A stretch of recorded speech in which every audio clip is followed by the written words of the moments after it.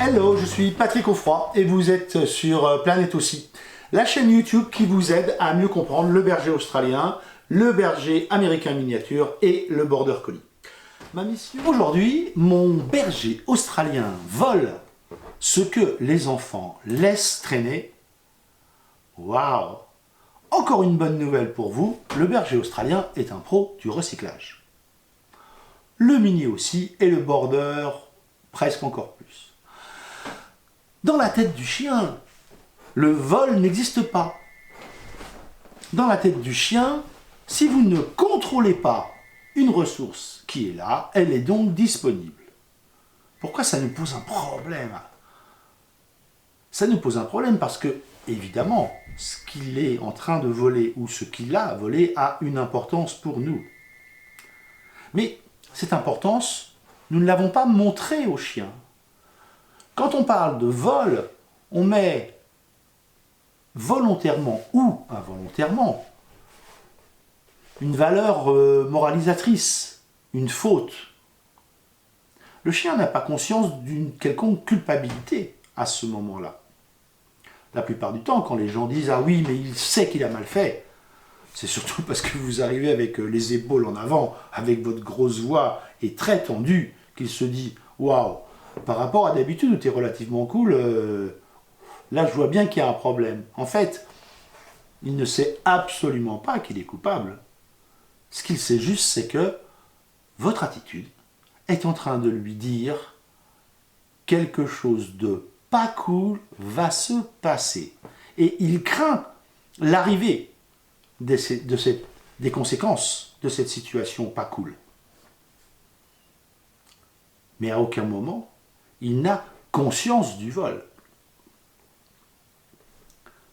Si ce bien qu'il a volé avait autant d'importance pour vous, eh bien, il fallait le contrôler. Les jouets, les chaussures, les télécommandes, les téléphones, tout ce qui est d'une taille assez réduite et qui peut être déplacé est une formidable opportunité de découverte pour votre mini aussi, ou votre berger australien.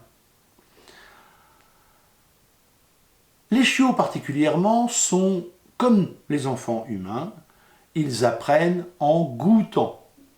Ils vont toucher, vous le savez bien, les enfants humains mettent tout ce qu'ils trouvent à la bouche. Eh ben, j'ai une bonne nouvelle pour vous, ou une mauvaise, ça dépend. Les bébés bergers australiens et les bébés border et les bébés mini aussi font exactement la même chose.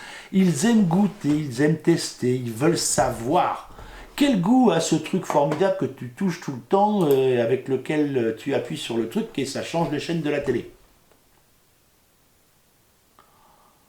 Vu le nombre de fois que tu t'en sers, ça doit être drôlement bien. Ça crée un intérêt. Comment faire pour que le chien ne vole pas sur la table? Vous allez me dire, Patrick, si le seul conseil que tu me donnes, c'est de ranger, je n'avais pas besoin de toi pour ça. Et la réponse est oui. Oui, bien sûr, d'abord il faut ranger. D'abord il faut ranger parce que s'il y a trop de choses à la vue du chien, à un moment il va tenter. C'est un peu comme si vous m'installez dans un restaurant avec des côtes de bœuf sauce Roquefort, du vrai, hein, et que vous me dites non, non, mais Patrick, t'as pas le droit de toucher. Ou vous m'installez dans un endroit où il va y avoir plein de chocolat autour de moi, des tonnes et des tonnes de chocolatine, un bon café chaud, et pourtant, je n'ai pas le droit d'y toucher. À un moment, vous créez la situation pour que le chien craque. Je vais vous raconter une histoire formidable. Comme vous le savez peut-être, pendant des années, mon épouse et moi avons eu un élevage de bergers australiens et un jour, un propriétaire nous appelle et nous dit « Oh, je ne comprends pas ce qui s'est passé. » Il a défoncé la bibliothèque. Ah. il ne l'avait jamais fait, il était vraiment super cool, super sympa, et on le laissait tout seul dans la maison, et vraiment tout se passait bien sans arrêt. Et là, je ne sais pas pourquoi, il a pété toute la bibliothèque, et en plus, il a fait tomber l'aquarium qui était au milieu. Alors, les gens qui ne connaissent pas le berger australien, les gens qui ne connaissent pas comment fonctionne un border collie ou un mini aussi se diront « Ah, le chien, il a pété un câble. Hein. » En réalité, non. Non. Le chien est toujours logique. En dehors de quelques cas où on a un vrai problème de tumeur cérébrale, un vrai problème neurologique, en dehors de ça, le comportement du chien est toujours logique. Mais le problème qui se pose, c'est que nous avons beaucoup de mal souvent à décrypter sa logique. Et là, on en parlait de ce propriétaire. Le chien avait 2 ans et demi, 3 ans, hein. C'est pas un jeune chien. C'est quoi l'histoire avec l'aquarium?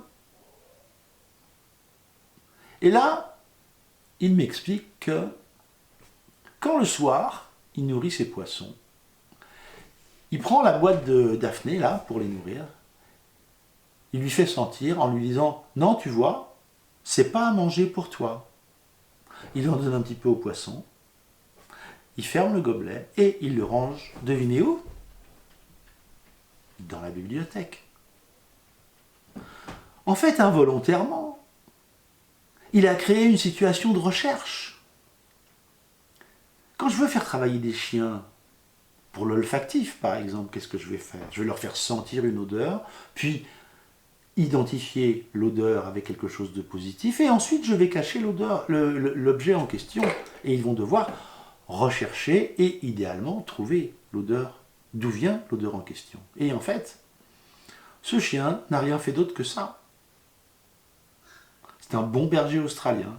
Il a bien compris le jeu que lui proposait son propriétaire.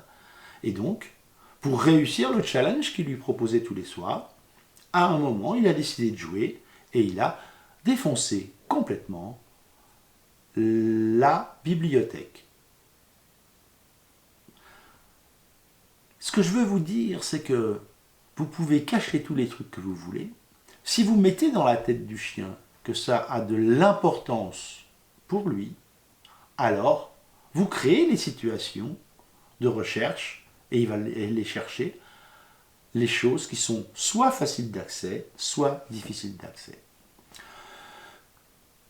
Heureusement, il y a des situations où vous devez mettre en place un stop, un tu laisses, peu importe l'ordre que vous allez mettre en place, mais quelque chose qui soit de l'ordre du définitif.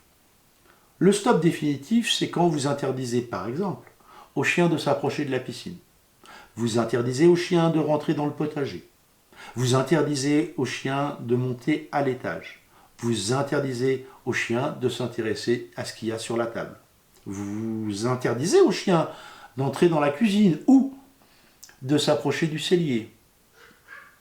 Vous devez aussi lui apprendre à ne pas se rapprocher de la partie du garage où il y a tous les produits nocifs, où malheureusement il pourrait ingérer des produits qui ne seraient pas bons,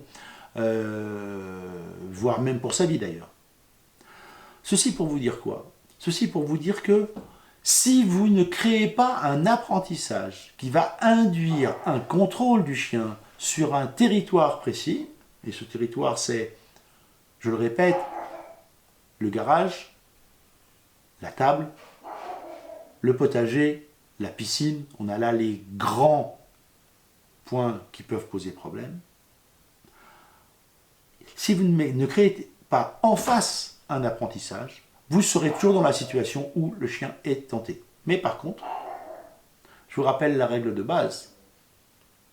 Si le chien ne doit pas prendre sur la table, on ne doit jamais créer la situation où on va lui donner quelque chose à partir de la table. Voilà, je vous remercie. À très vite.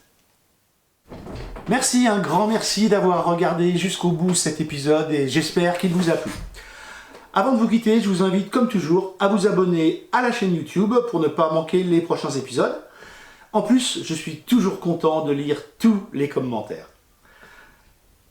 N'oubliez pas d'aller voir également le site planetbergeraustralien.com dont le lien est juste en dessous. Amitié du Tarn et à très bientôt sur la chaîne Planète aussi.